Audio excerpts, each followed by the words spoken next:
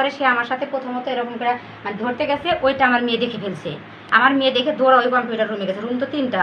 তো তখন আমার মেয়ে দেখে, আমি তো একটা আতঙ্ক, একটা মানুষ মারতে গেলে সব প্রথম সে মারি খায় না, আমি অনেক ছোটাছুটি করে পরে এক পর্যায়ে সে আমি তার সাথে কথা নাই, কিন্তু আমি ভাত এখানে খাবো এবং যোগ্য সম্মান দিয়ে 10টা মেয়ে যেভাবে খায় ওইভাবে আমি খাবো, আর আমাকে এরকম নিরাপত্তা দিতে হবে। কারণ আইনি প্রশাসন আমাকে দিয়ে গেল, মেম্বার আমাকে দিয়ে গেল, আমাকে মেরে ফেললো, সেক্ষেত্রে কি? আর এই ব্যাপারে এর আগেও অনেকবার করছে, টাকা চাইলে টাকা না দিলেই, যেমন দোকান দেবে 10 লাখ টাকা লাগবে, না দিলে আমার সাথে টর্চার করবে। তখন আমি কোন জায়গা? মিরপুর স্বর্ণালী টাওয়ার, মিরপুর ঢাকা মিরপুর 1 স্বর্ণালী টাওয়ার, স্বর্ণালী টাওয়ারে 10 তলার উপরে আমি থাকি। তখন আমরা 3 জন মেয়ে মানুষ, এইজন্য আমি বাসায় কোনো টিচার রাখতে পারবো না, যার জন্য আমি মুক্ত বাংলাতে কোচিং আপনার 2টা মেয়ে, বড় মেয়ে একটা পরে তখন করতো, আর এখন একজন ভাইকে করতে তখন আমি মুক্ত বাংলাতে কোচিং করে আমার 2 মেয়ে। আমার হাজবেন্ড বিদেশ থাকে, যে ঘটনাটি ঘটেছে ঘটনাটি পড়ানো লাগবে, মেয়ে ইংলিশ পড়াইতে হবে, যেহেতু পিএইচডি দিয়েছি। তো পরে আমি ম্যানেজারকে বলি যে ম্যানেজার আমার একটা ভালো একটা টিচার দরকার, যে আপনারা দেন যাতে ওরা ভালো রেজাল্ট করে। তো বললো আচ্ছা ঠিক আছে।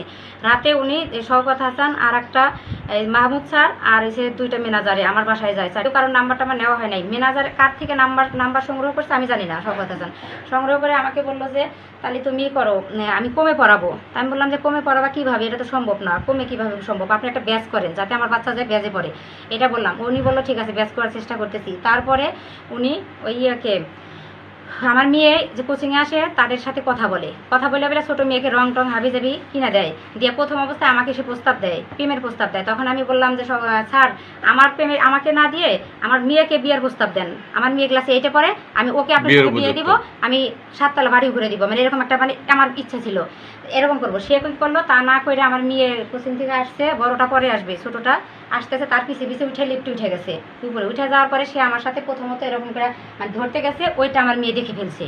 আমার মেয়ে দেখে দৌড়া ওই কম্পিউটার রুমে গেছে, রুম তো 3টা।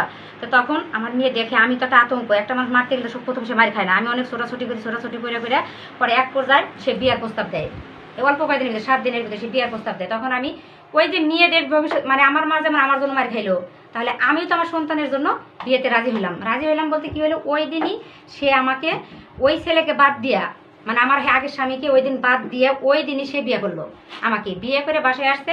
আসার পরে যখন আমার মেয়েদেরকে বললাম, তখন আমি মেয়ের বাবাকে বললাম যে বিয়ে তো আমি তো একটা ভুল করছি, আমি তো একটা খারাপ কাজ করছি, আমি ভুল করছি। তো বললো যে ভুল তুমি করো না, ভুল আমার, আমি তোমাকে ছোট সময় বিয়ে করে পড়াশোনা করাইলাম, আবার বিদেশ আসছি, আমার ভুল আমার।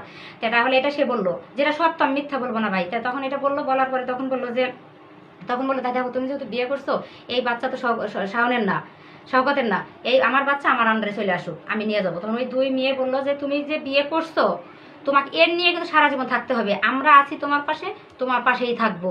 তুমি যদি লুচ্চামি করতে বদমাশি করতে, তাহলে তোমার সাথে থাকতাম না। শাওন তোমাকে জোর করে বিয়ে করছে, এর জন্য শাওনকে যা যা লাগে আমরা হেল্প করবো। শাওন বলতে ওনার ডাক নাম নাকি? হ্যাঁ শওকত হাসানের বিয়ের কাছেই রইছি, টাকা না দিলেই উনি গ্যামজাম শুরু করে, আমি বিসিএস দিব, এটা লাগবে সেটা লাগবে এরকম বলে।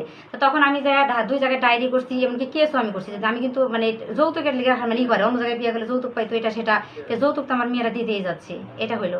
তারপরে ঘটনা হচ্ছে যে 13 তারিখে সে আমাকে যৌতুক নিল, শাওন বলে অন্য জায়গায় বিয়ে কিন্তু সে যৌতুক পাইতো, যৌতুক পেতো। হ্যাঁ, আপনার কাছ থেকেও পেয়েছে না, আমার কাছে তুমি যে দিতেছো তাতে হচ্ছে না, মানে আমরা যে দিয়েছি এটা হচ্ছে না। আপনি এই পর্যন্ত শাওন সাহেবকে কত টাকা দিয়েছেন? এটা এখন আপনি মোটামুটি আপনি হিসাব করতে হবে যে 3 বছরে যদি 10 করেও ধরে। আপনার কি এসে কোনো হিসাব নাই? আছে, এই যে সেদিন আনুমানিক কত হতে পারে টোটাল? এই 13 তারিখের বলি আমি, আমাকে আমার মেয়ের বাসায় ও রাইখা খায়া টায়া রবিবার দিন সকালে ও বের হইয়া ও কি করলো, বাসায় আসছে, আমি জানি না। ও যখন ডেবিট কার্ড আছে আমার ডাচ বাংলা, আগের স্বামীর সংসার করছি যে ক্যাশ টাকা ছিল, ওই ডেবিট কার্ড ও নিছে, নিয়ে সেই ডেবিট কার্ড যেন ঢুকাই যখন টাকা বের করছে, সঙ্গে সঙ্গে আমার কাছে মেসেজ আসলে আমার মেয়ে বলছে আম্মু তোমার ব্যাংকে টাকা উঠেছে শাওন। তখন আমি দৌড়া সুইটা বাসায় যাই ঢুকে দেখি যে কম্পিউটারটা 50,000 টাকা কম্পিউটার আর 21 ভরি রূপার জিনিস, আর ওই যে 3 ভরির একটা নেকলেস, আর ওই ডেবিট কার্ডটা, আর এই যে ক্যাশ টাকা 80,000 ছিল, মানে এটা নিয়ে সে 13 তারিখে বাসা থেকে চলে যায়। আমি আবার সবাইকে জিজ্ঞাসা করি যে এটা কোথায় গেছে, আমরা কেউ জানি না। আঙ্কেল দেখলাম যে ওটা 4-4টা মেয়ে, মানে আপনার একসাথে যে বাসায় ছিলেন ওখান থেকে শাওন সাহেব সব নিয়ে সরে গেছে, এখানে চলে আসে, বাড়ি চলে আসছে, বাড়ি আসে নাই, প্রথম কই গেছে আমি জানি না। জি আপনাকে না, ওই মাইয়াদের যে বাসা আপনাকে কোনো মেসেজ দেয়নি? না পরে আমি শাওনের বাপ আর দুলা ভাই আর উজ্জাল এরা মেম্বারের কাছে গেছে, যে ওই মেয়ে খালি আমার নামে ডায়েরি করে হাসান মেম্বারের কাছে গেছে, আমরা প্ল্যান হাসান মেম্বারের কাছে এরা যায় প্রস্তাব দিছে। এই ঘটনাকালীন আপনি ঢাকাতে? হ্যাঁ আমি তখনও ঢাকাতে। তখন এই তথ্য কে দিল আপনাকে? এই মেম্বারের কাছে আমি ফোন দিছি, যে মেম্বারের কাছে ফোন দিছি, গ্রামের সবার কাছে ফোন দিতেছি যে সে কোথায় আছে। পরে মেম্বার বলল যে ও তো বাড়ি আসছে।